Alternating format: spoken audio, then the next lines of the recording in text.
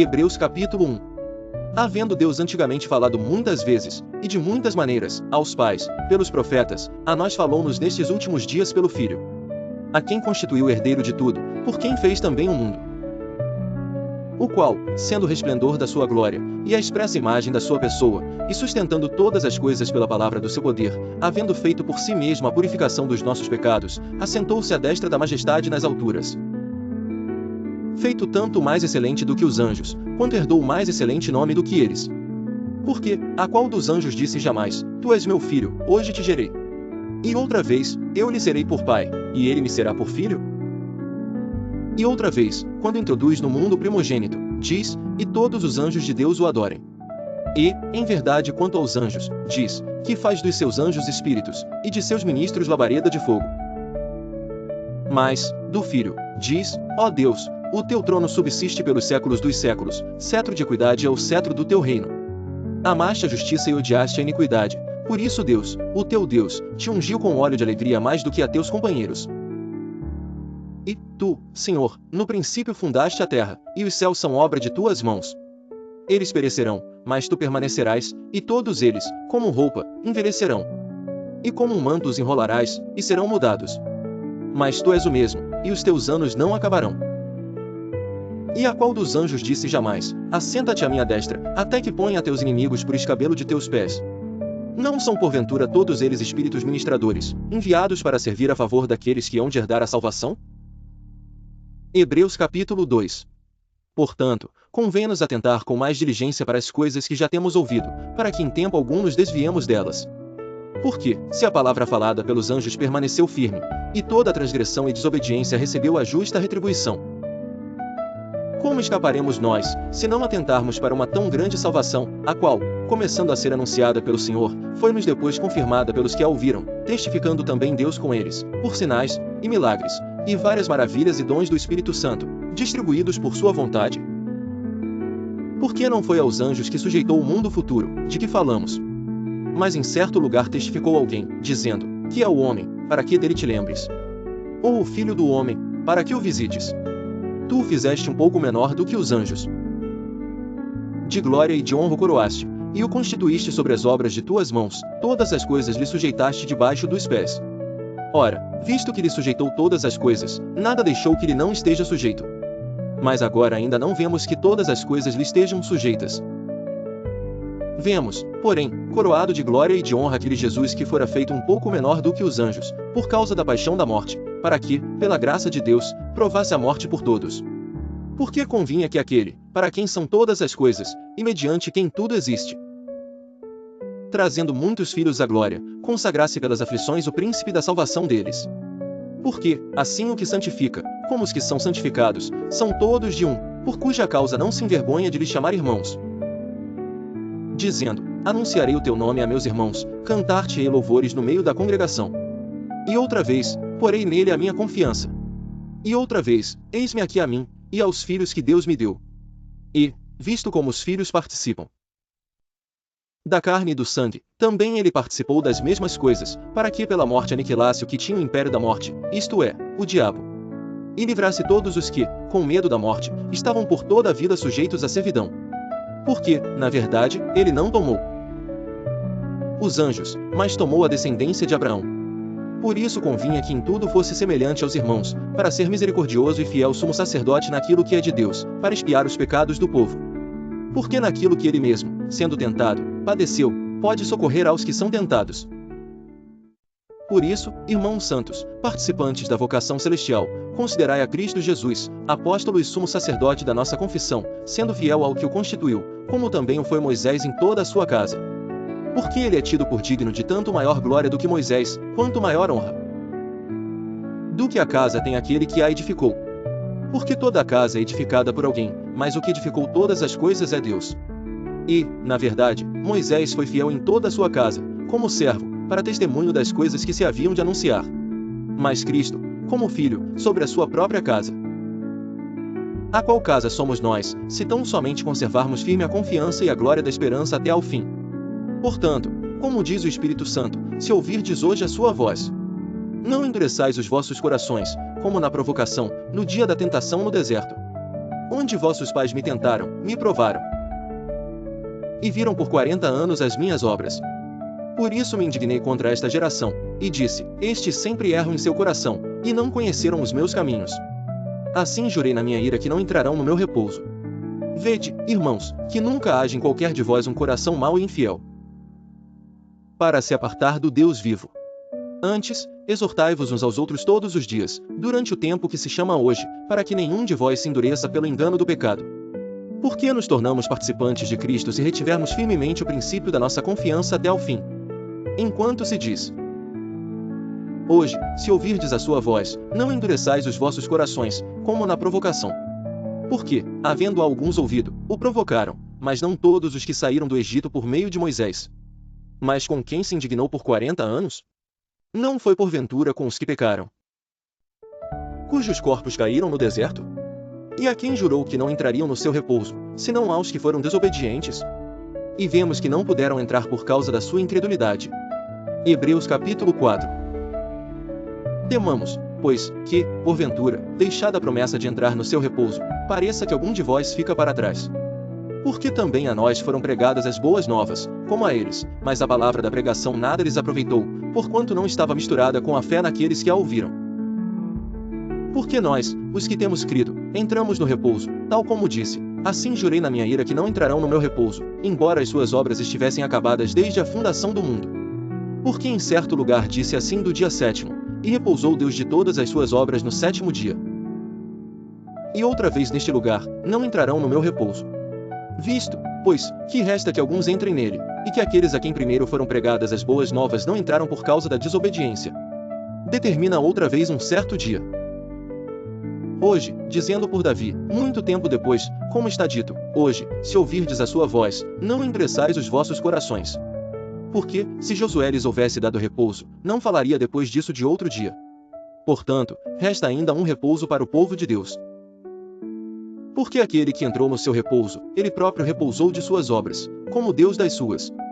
Procuremos, pois, entrar naquele repouso, para que ninguém caia no mesmo exemplo de desobediência.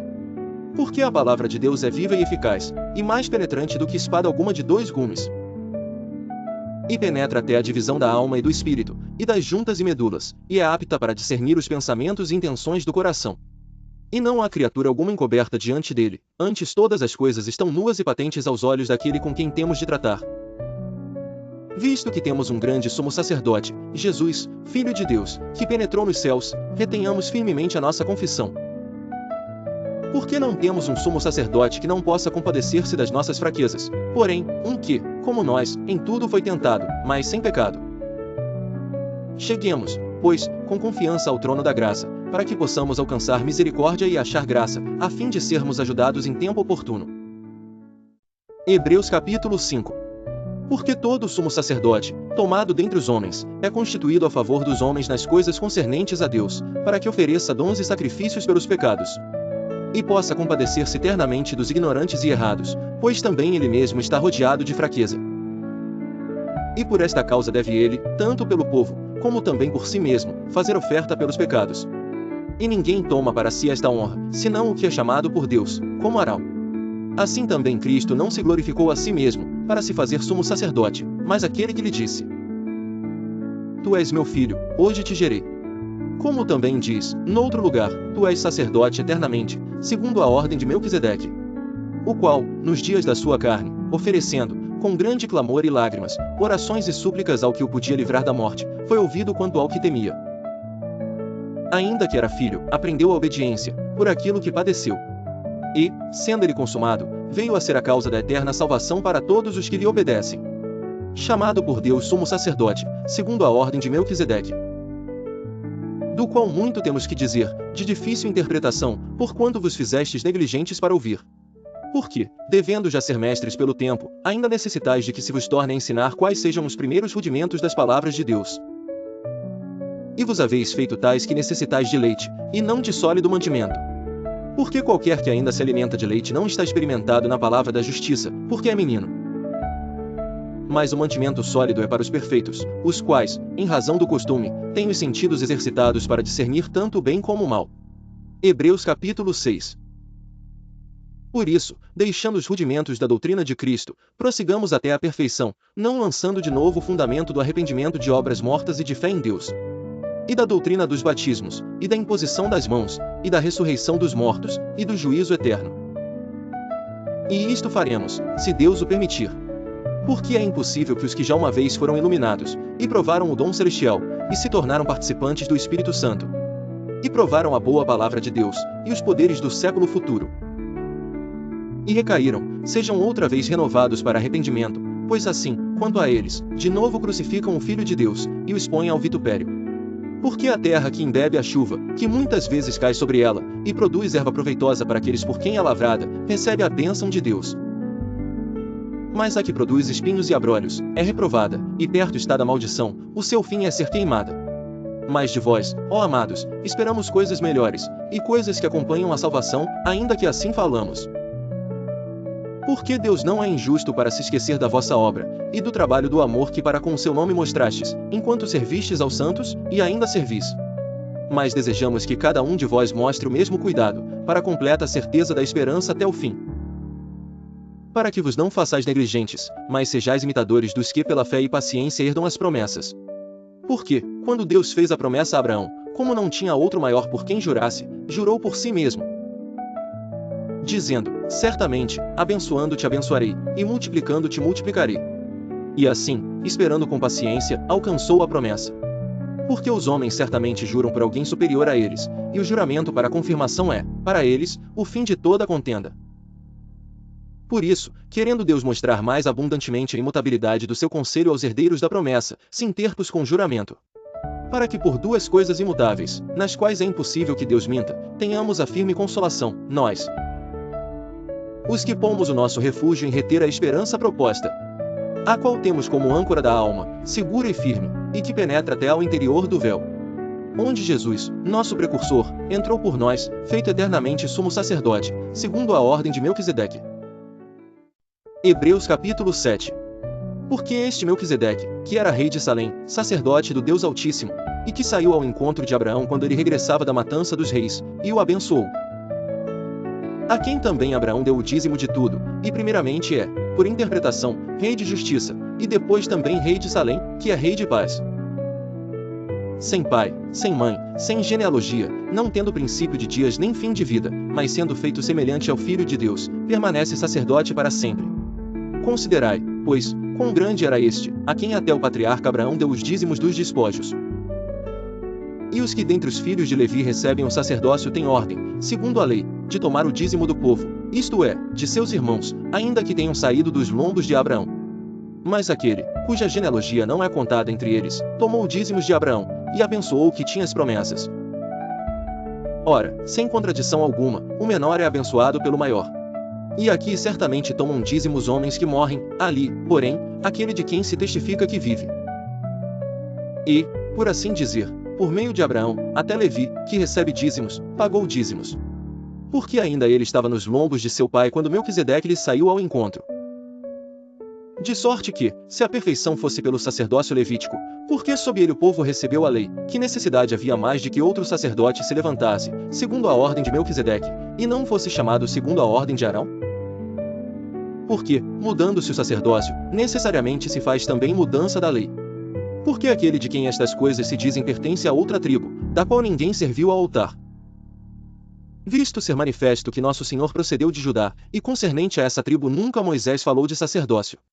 E muito mais manifesto é ainda, se a semelhança de Melquisedeque se levantar outro sacerdote, que não foi feito segundo a lei do mandamento carnal, mas segundo o poder da vida incorruptível. Porque ele assim testifica, tu és sacerdote eternamente, segundo a ordem de Melquisedeque. Porque o precedente mandamento é abrogado por causa da sua fraqueza e inutilidade. Pois a lei nenhuma coisa aperfeiçoou, e desta sorte é introduzida uma melhor esperança, pela qual chegamos a Deus. E visto como não é sem prestar juramento, porque certamente aqueles, sem juramento, foram feitos sacerdotes. Mas este com juramento por aquele que lhe disse, jurou o Senhor, e não se arrependerá. Tu és sacerdote eternamente segundo a ordem de Melquisedeque. De tanto melhor aliança Jesus foi feito fiador. E, na verdade, aqueles foram feitos sacerdotes em grande número, porque pela morte foram impedidos de permanecer, mas este, porque permanece eternamente, tem um sacerdócio perpétuo. Portanto, pode também salvar perfeitamente os que por ele se chegam a Deus, vivendo sempre para interceder por eles. Porque nos convinha tal sumo sacerdote, santo, inocente, imaculado, separado dos pecadores, e feito mais sublime do que os céus, que não necessitasse, como os sumos sacerdotes, de oferecer cada dia sacrifícios, primeiramente por seus próprios pecados, e depois pelos do povo. Porque isto fez ele, uma vez, oferecendo-se a si mesmo. Porque a lei constitui sumos sacerdotes a homens fracos, mas a palavra do juramento, que veio depois da lei, constitui ao Filho, perfeito para sempre. Hebreus capítulo 8. Ora, a suma do que temos dito é que temos um sumo sacerdote tal, que está assentado nos céus à destra do trono da majestade, ministro do santuário, e do verdadeiro tabernáculo, o qual o Senhor fundou, e não o homem. Porque todo sumo sacerdote é constituído para oferecer dons e sacrifícios, por isso era necessário que este também tivesse alguma coisa que oferecer. Ora, se ele estivesse na terra, nem tampouco sacerdote seria, havendo ainda sacerdotes que oferecem dons segundo a lei, os quais servem de exemplo e sombra das coisas celestiais, como Moisés divinamente foi avisado, estando já para acabar o tabernáculo, porque foi dito, olha, faze tudo conforme o modelo que no monte se te mostrou. Mas agora alcançou ele ministério tanto mais excelente, quanto é mediador de uma melhor aliança que está confirmada em melhores promessas. Porque, se aquela primeira fora irrepreensível, nunca se teria buscado lugar para a segunda. Porque, repreendendo-os, lhes diz, eis que virão dias, diz o Senhor, em que com a casa de Israel e com a casa de Judá estabelecerei uma nova aliança. Não segundo a aliança que fiz com seus pais no dia em que os tomei pela mão, para os tirar da terra do Egito, como não permaneceram naquela minha aliança, eu para eles não atentei, diz o Senhor. Porque esta é a aliança que depois daqueles dias farei com a casa de Israel, diz o Senhor, porei as minhas leis no seu entendimento, e em seu coração as escreverei, e eu lhes serei por Deus, e eles me serão por povo. E não ensinará cada um a seu próximo, nem cada um ao seu irmão, dizendo, conhece o Senhor, porque todos me conhecerão, desde o menor deles até ao maior. Porque serei misericordioso para com suas iniquidades, e de seus pecados e de suas iniquidades não me lembrarei mais. Dizendo nova aliança, envelheceu a primeira. Ora, o que foi tornado velho, e se envelhece, perto está de acabar.